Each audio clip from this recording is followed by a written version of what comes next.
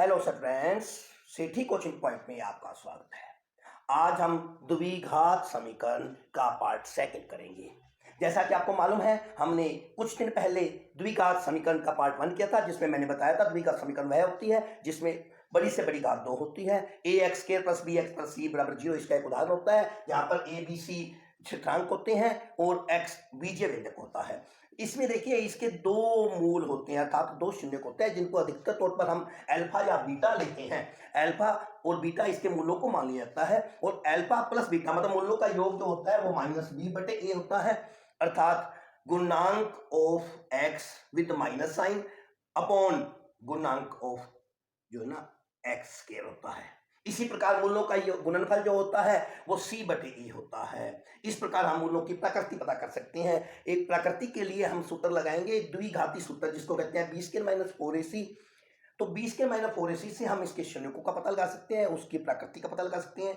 अगर b² - 4ac 0 के बराबर है तो मूल दोनों वास्तविक होंगे और समान होंगे। अगर b² - 4ac बड़ा है 0 से तो इसके मूल वास्तविक होंगे लेकिन अलग अलग मान के होंगे। इसी प्रकार अगर d मतलब b² - 4ac 0 से छोटा आता है, अर्थात ऋणात्मक आता है, तो इसका मतलब ये हुआ कि इसके मूल अवास्तविक हैं, रियल हैं, और या काल्पनिक कह लो उनको, और वो अलग अलग होंगे। इस प्रकार हम इसकी मूलों की प्रकृति पता कर सकते हैं।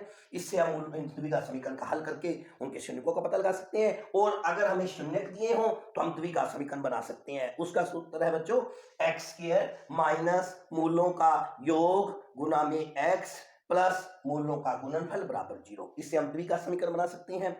अब द्विघात समीकरण के कुछ अन्य प्रयोग हैं, जैसे कि इससे हम आयत का क्षेत्रफल, वर्ग का क्षेत्रफल और त्रिभुज की ऊंचाई और आधार दिया हो तो उसका क्षेत्रफल द्विघात समीकरण के रूप में लिख सकते हैं। और द्विघात समीकरण में रूप में अगर उनका क्षेत्रफल दिया हुआ है तो हम उससे उनके दोनों चीजों का पता भी लगा सकते हैं। और इसी प्रकार अगर हमने परिमाप पता लगाना है तो देखिए, अगर मूल निकाल लेंगे, मूल उसकी लंबाई और चौड़ाई होंगे, अगर आयत है तो उसके अगर परिमाप निकालना है तो उनके मूल्यों का योग करेंगे जो अल्फा प्लस बीटा के बराबर आते हैं, उसकी 2 कर देंगे, अर्थात उसका दुगुना कर देंगे, वो उस आयत के परिमाप के बराबर होगा। इस प्रकार हम द्विघात समीकरण का प्रयोग करके हल कर सकते हैं। समीकरण को हम बड़ी अच्छी तरीके से समझ सकते हैं।